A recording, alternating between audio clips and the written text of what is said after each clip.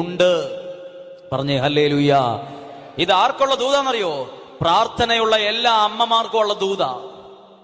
പ്രാർത്ഥിക്കുന്ന അമ്മമാര് നാടിന്റെ അനുഗ്രഹമാ. പ്രാർത്ഥിക്കുന്ന ഒരമ്മ.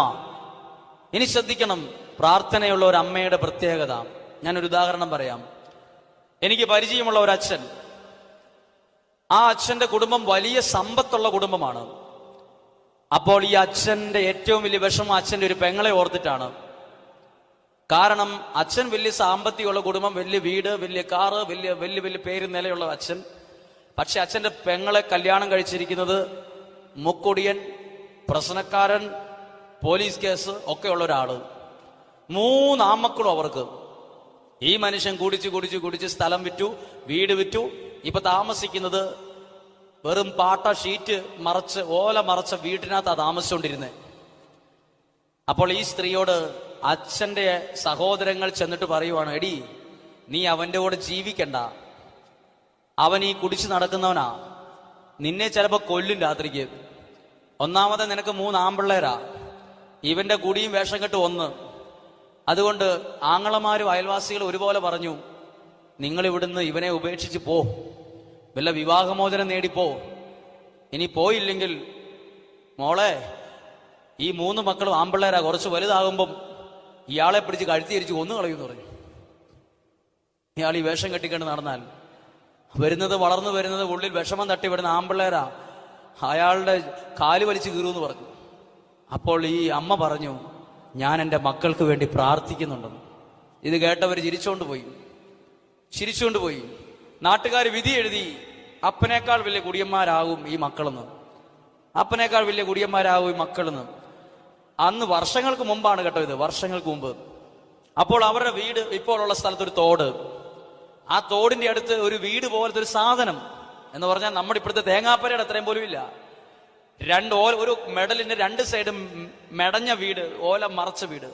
ഇനി ടോയ്ലറ്റ് സൗകര്യമുള്ളത് ഓല കൊണ്ട് മറച്ച് ഓല മുകളിലിട്ടത്. നമുക്ക് ചിന്തിക്കാൻ പോലും പറ്റില്ല. അപ്പോൾ ഈ കുടുംബം മുന്നോട്ട് നീങ്ങിയത് ആടിനെയും പശുവിനെയും വളർത്തി അതിന്റെ പാല് കൊണ്ട്. അപ്പോൾ ആരും വീട്ടിൽ വരില്ല.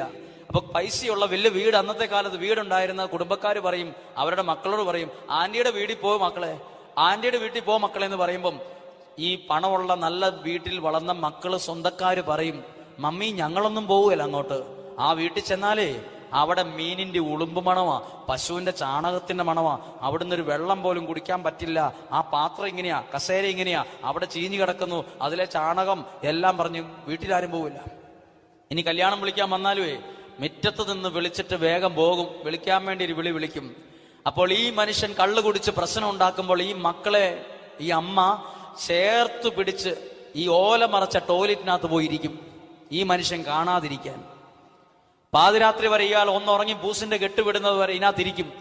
അപ്പോൾ ഈ മക്കൾ ഈ ടോയ്ലറ്റിൽ ഇരുന്ന് ചിലർ ഉറങ്ങും, ചിലർ തൂങ്ങും ഒക്കെ ചെയ്യുമ്പോൾ ഈ അമ്മ ടോയ്ലറ്റിൽ നിന്ന്, കക്കൂസിൽ നിന്ന് കൈ വിരിച്ചു പിടിച്ച് 3 മക്കൾക്ക് വേണ്ടിയും പ്രാർത്ഥിക്കുക. എന്തെന്നറിയാമോ? എൻ്റെ ഈ 3 മക്കളെയും കള്ളുകൂടിയനാക്കരുത്. പ്രാർത്ഥിച്ചതിന് ശേഷം ഈ 3 മക്കളും എല്ലാവരും പറഞ്ഞു, കുടിയനാകും, നഷ്ടപ്പെട്ടു പോകും, നീ അവനെ ഉപേക്ഷിച്ച് ബന്ധം വേർപിരിയെന്ന് പറഞ്ഞതാ. ഇന്ന് ഒരു മകൻ ഡോക്ടറാണ്, ഒരു മകൻ സ്വിറ്റ്സർലൻഡിലാണ്. എൻ്റെ ആരും അല്ലേലും എനിക്ക് വിഷമം വരുന്നൊരു കാര്യമായത്, എൻ്റെ ആരും അല്ല. പക്ഷെ ഇന്ന് ഈ അച്ഛൻ പറയുവാണ്, എൻ്റെ പെങ്ങടെ പ്രാർത്ഥന കൊണ്ട് മക്കള് 3 മിടുക്കരായി എന്ന്. മാത്രമല്ല, ഇവര് കല്യാണം കഴിച്ചുപാടെ അമ്മേനെ എഴുതി ഓടിക്കുന്ന മക്കളും ആയില്ല. പ്രാർത്ഥിക്കുന്ന ഈ അമ്മേനെ ഈ മക്കൾ ഉപേക്ഷിച്ചിട്ടില്ല. ഇന്നും ഇഷ്ടം പോലെ ഇങ്ങോട്ട് വരുന്നേ. ഇന്ന് ഈ അമ്മയുടെ കഴുത്തിൽ കിടക്കുന്നത് നമ്മുടെ വിരലിനോളം വലിപ്പമുള്ള മാല, ധരിക്കുന്നത് വിലയുള്ള സാരി മക്കളുടെ നിർബന്ധമാണ്. എന്തുകൊണ്ട്? ഈ അമ്മ പറയുന്നു, എൻ്റെ മക്കൾ രക്ഷപ്പെട്ടത്. ഇന്ന് താമസിക്കുന്ന സ്ഥലത്ത് ഒരു വലിയ വീട് പണിതപ്പം ആളുകൾക്കൊക്കെ ഭയങ്കര അത്ഭുതമായി, എങ്ങനെയാണ് ഇത്രയും വലിയ വീട് പണിതതെന്ന്. അപ്പോൾ ഈ അമ്മ പറയുന്ന വാക്കാണ്, അതായത് ആരും കയറി വരാത്ത ഈ വീട്ടിൽ ടോയ്ലറ്റിൽ നിന്ന് വരെ പ്രാർത്ഥിച്ച് ഈ അമ്മ പറയുവാണ്, എൻ്റെ മക്കൾ 3 രക്ഷപ്പെടാനുള്ള കാരണം എൻ്റെ പ്രാർത്ഥന കൊണ്ടാണ്. ഈ 3 മക്കളും പറയും, അമ്മയെന്ന് പറഞ്ഞാൽ ജീവനാണ്, അമ്മയെന്ന് പറയും കുടുംബം രക്ഷപ്പെടാൻ. ഇന്നൊരു കല്യാണം വന്നാലും ആഘോഷം വന്നാലും ആദ്യം വിളിക്കാൻ വരുന്നത് ഇവരുടെ വീട്ടിലാണ്. ഇവരുടെ കുടുംബത്തിൽ ആരും ഡോക്ടർമാരായിട്ട് പോലും ഇല്ല. വലിയ കേമന്മാരാണേലും ഈ മക്കളുടെ അത്ര എത്തിയിട്ടില്ലാത്തതുകൊണ്ട് കുടുംബക്കാർ ചോദിക്കും, എടി നിന്റെ കൊച്ചിന് എങ്ങനെയാടി ഡോക്ടറായത്, എങ്ങനെയാടി ആ ദേശത്തെത്തിയത്, ഞങ്ങളുടെ കൊച്ചിനെ കൂടെ ഒന്ന് കൊണ്ടുപോകാവോ? എന്തുകൊണ്ടാ? മിടുക്ക് കൊണ്ടല്ല. അമ്മയുടെ പ്രാർത്ഥന. പ്രാർത്ഥിക്കുന്ന അമ്മമാർക്ക് പോലും അറിയില്ല ഈ പ്രാർത്ഥനയുടെ വില എന്നാന്ന്. ശരിക്കും അമ്മമാര് പ്രാർത്ഥന എന്താണെന്ന് അറിഞ്ഞാൽ, ഇപ്പോൾ റീചാർജ് ചെയ്യാൻ 399 രൂപ 400 രൂപ വേണം നെറ്റ് അടക്കം. അത് വേണ്ട, 50 രൂപ ചെയ്താൽ മതി. നമ്മുടെ ഫോൺ വിളിയൊക്കെ നേരെ ഡബിളായിട്ട് കുറയും. ഒരാൾ പറഞ്ഞത് ഇങ്ങനെയാ, ശരിക്കും പ്രാർത്ഥനയുടെ വില അറിഞ്ഞ പിന്നെ TV-യുടെ മുമ്പിൽ ഇരിക്കുന്ന സമയവും കുറഞ്ഞു, ഫോൺ ഉപയോഗിക്കുന്നതിന്റെ അളവും ഒക്കെ കുറഞ്ഞുവെന്ന്. പ്രിയപ്പെട്ടവർ ശ്രദ്ധിച്ച്, നമ്മൾ ചൊല്ലുന്ന പ്രാർത്ഥനയ്ക്ക് വലിയ വിലയുണ്ട്, ശക്തിയുണ്ട്, അഭിഷേകമുണ്ട്, നമ്മൾ വിചാരിക്കുന്നേക്കാൾ കൂടുതൽ. കരങ്ങൾ ഉയർത്തി എന്ന് പറയാമോ? ഹല്ലേലൂയാ. ഉറക്കെ എന്ന് പറഞ്ഞേ ഹല്ലേലൂയാ. നിങ്ങൾ ഓർത്ത്, ഈ ബൈബിളിൽ കാണുന്ന ഈ അമ്മ പ്രാർത്ഥിച്ചില്ലായിരുന്നെങ്കിലോ? ഈ അമ്മ ചിന്തിക്കുക, വരുന്നത് വരട്ടെ, പിന്നെ അവൾക്ക് വേണമെങ്കിൽ നന്നാകട്ടെ, എനിക്ക് ഇത്രയൊക്കെ പറ്റുള്ളൂ, ഞാൻ മനസ്സും അടുത്തു എന്ന് ചിന്തിച്ചായിരുന്നെങ്കിൽ ഈ മകൾ രക്ഷപ്പെടില്ലായിരുന്നു, ദൈവത്തെ അറിയില്ലായിരുന്നു. അമ്മമാരുടെ പ്രാർത്ഥന കൊണ്ട് വേണം. മക്കൾ എത്ര ഉഴപ്പനാണേലും എത്ര വഴിതെറ്റി പോയി എന്ന് നിങ്ങൾക്ക് തോന്നിയാലും നിങ്ങളുടെ പ്രാർത്ഥനയാ അവരുടെ ജീവിതത്തെ തിരിച്ചു കൊണ്ടുവരുവാനുള്ള അഭിഷേകം. പറഞ്ഞേ ഹല്ലേലൂയാ. അവർക്ക് പറഞ്ഞേ ഹല്ലേലൂയാ. ഇനി എനിക്ക് വളരെ ഇഷ്ടപ്പെട്ട ഒരു അപ്പനുണ്ട് ബൈബിളിൽ. അത് അബ്രാഹത്തെ കുറിച്ച്. ഒരപ്പനെ കുറിച്ച് ബൈബിൾ ഇന്ന് വായിച്ചപ്പോൾ പിടികിട്ടിയതാ കേട്ടോ. ഇന്ന് വായിച്ച്, ഇന്ന് ഉച്ച കഴിഞ്ഞ് 2 മണിക്ക് ശേഷം എനിക്ക് നാളെ ഒരു ശുശ്രൂഷയുണ്ട്. അപ്പോൾ എനിക്ക് വായിച്ച് ദൈവം എന്ത് പറയണം എന്ന് ആഗ്രഹിച്ച് കുറച്ച് സമയം ഫ്രീ ആയിട്ട് അവിടെ വാതിൽ ലോക്ക് ചെയ്തിട്ട് ബൈബിൾ വായിച്ചപ്പോൾ കിട്ടിയത് ഉൽപ്പത്തി പുസ്തകം 22-ാം അധ്യായത്തിൽ ഒരു അപ്പന്റെ പേര് അബ്രഹാം. അപ്പന്റെ പേര് അബ്രാഹാം എന്നാണ്. ഈ അബ്രാഹത്തിന്റെ അപ്പന്റെ പ്രത്യേകത നോക്കണം. അബ്രാഹത്തിന് ഒരു പരീക്ഷണം ഉണ്ടായി. വർഷങ്ങളായിട്ട് മക്കളില്ലാതിരുന്ന അബ്രാഹത്തിന് മകനുണ്ടായപ്പം ഒരു പരീക്ഷണം കൊടുക്കുക ദൈവം. എന്ത് പരീക്ഷണം? അവനെ ബലിയർപ്പിക്കണമെന്ന്. 22-ാം അധ്യായത്തിൽ അപ്പന്റെ മുഖം എങ്ങനെയാ ഇരിക്കുന്നതെന്ന് എഴുതിയിട്ടുണ്ട്. ഭയങ്കര പരീക്ഷണം വന്നപ്പം മകൻ അപ്പനോട് ചോദിക്കുന്നില്ല, എന്താ അപ്പ കരയുന്നത്, എന്താ മുഖം വാടിയിരിക്കുന്നത്, എന്താ ഒരു മൂടവിട്ട്, ഇതൊന്നും ചോദിച്ചില്ല. മകൻ അപ്പനോട് ചോദിക്കുകയാണ്, ബലിയർപ്പിക്കാനുള്ള വിറകും തീയും കത്തിയുമുണ്ട്, ബലിമൃഗം എവിടെ? അപ്പം ബലിയർപ്പണത്തിന്, ആരാധനയ്ക്ക് എന്തൊക്കെ വേണമെന്ന് ആർക്കു വരെ അറിയായിരുന്നു? അബ്രാഹത്തിന്റെ മകൻ മകൻ അപ്പനോട് ചോദിക്കുക, ദേ കത്തിയുണ്ട്, വിറകുമുണ്ട്, തീയുമുണ്ട്. അപ്പനോട് ചോദിക്കുക ബലിമൃഗം എവിടെയെന്ന്. അപ്പോൾ അപ്പനെ പോലെ അറിയായിരുന്നു ആർക്കും ദൈവത്തെ ആരാധിക്കാൻ എന്തൊക്കെ വേണമെന്ന് ആർക്കറിയായിരുന്നു?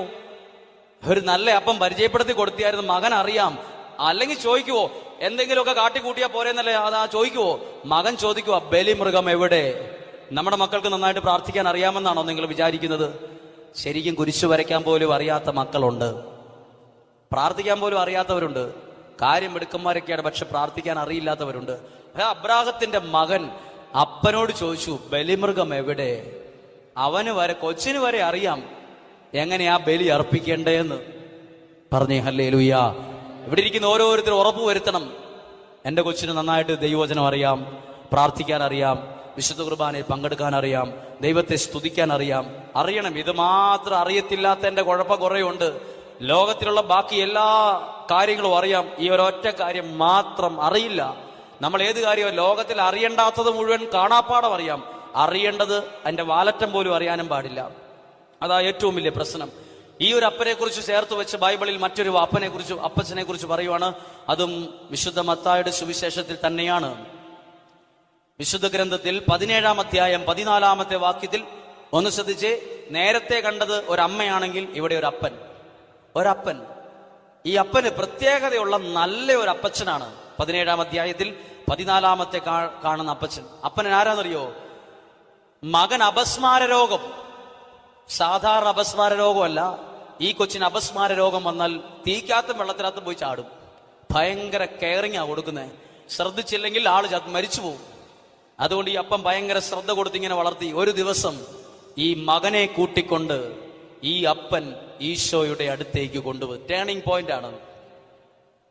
അപ്പൻ ആരെ എവിടെ കൊണ്ടുവന്ന? അപ്പൻ കുറവുള്ള ഒരു മകനെ ഈശോയുടെ അടുത്ത് കൊണ്ടുവന്നു.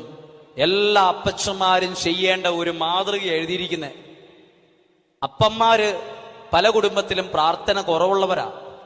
എന്ന് വിചാരിച്ച് 24 മണിക്കൂറും പ്രാർത്ഥിക്കണമെന്നല്ല ഞാൻ പറയുന്നതും.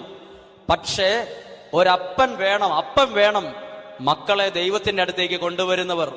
അല്ലാതെ പറയരുത്, നീ പൊക്കോ, ഞാൻ ഇന്ന് വരുന്നില്ല, നിങ്ങൾ പൊക്കോണം, എന്റെ കാര്യം നിങ്ങൾ ശ്രദ്ധിക്കേണ്ട. അങ്ങനെയല്ല. ഇവിടെ അപ്പൻ നീ പോയിട്ട് വാടാ, ഈശോ ഉണ്ടെന്നല്ല പറഞ്ഞത്. അപ്പൻ ഈ മകനെ അങ്ങടെ കൂട്ടി ഈശോയുടെ അടുത്ത് കൊണ്ടുവന്നു. വചനത്തിൽ എഴുതിയിരിക്കുന്ന സമയക്കുറവില്ല, വായിക്കുകയാണ്.